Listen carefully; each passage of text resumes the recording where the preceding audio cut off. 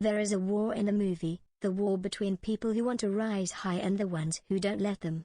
Their demands are not the sky, but ones that people living in a city with good infrastructure don't even pay much attention to.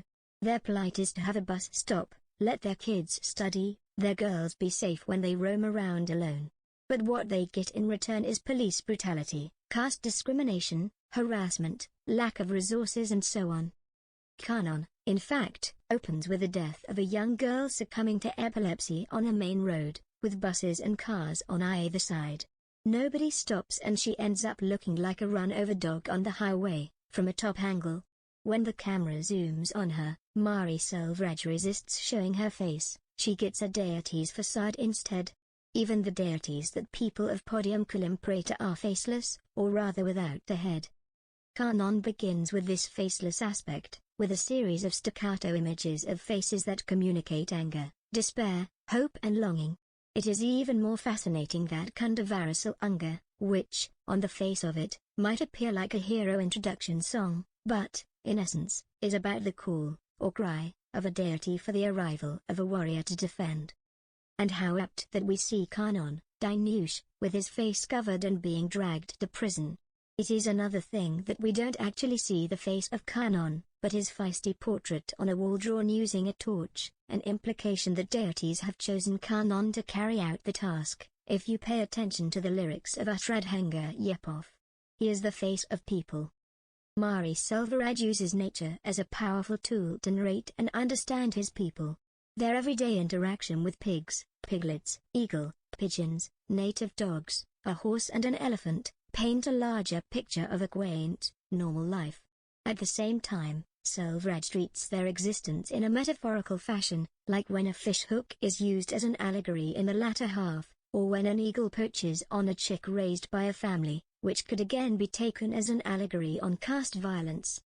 There is a recurring image in Karnan that freezes on people's feet. Sometimes it shows them barefooted, sometimes with chapels. The wrinkles tell a story about each of them and where they come from.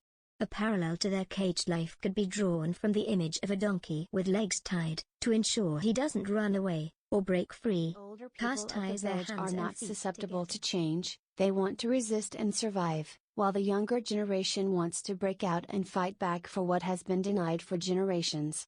If Periyar and Perumal showed how caste played a role in educational institutions, Karnan shows how deep-rooted it is for claiming what is bare minimum. In this case, a bus stop at their village. There is no stop for people living in the forest, says a character.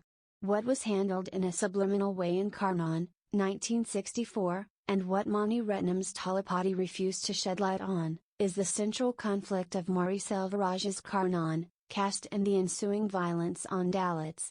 But unlike the previous two films, there is no antagonist in the traditional sense. The system of power and dominance is the enemy. The film works both ways, an uprising drama and a lyrical reinterpretation of Karnan, the warrior character from the Mahabharata. Like Anand Neelik in Tunzajaya, Selvaraj inverts the gaze to tell the story of Karnan from the point of view of the oppressed. The parallels don't stop with the character names. A sword is won by Karnan during a ritual sacrifice which becomes both his weapon and shield. There are at least 4 silhouette shots with the sun by Karnan's side. At one point, Kanabiran, Nati, a police inspector, mocks the village head who is named after Duryodhana. You could argue that the film is rather a war between power and powerless. Karnan is a long film and runs for close to 160 minutes. Some people might have an issue with the pacing in the first half, wherein Selvaraj captures and celebrates everyday life. In that sense, it is about livelihood and not lifestyle. The film's weakest are the romance portions with Draupadi, Rajesha Vijayan, that might seem out of place, but it redeems itself with the way women characters are written, particularly Karnan's sister Padmini, an excellent Lakshmi Priya Chandramouli, and his mother. Lal plays Karnan's grandfather, Yaman, who is the middleman between the past and future. The dynamics he shares with Danush bring about a certain lightness and an earthly quality.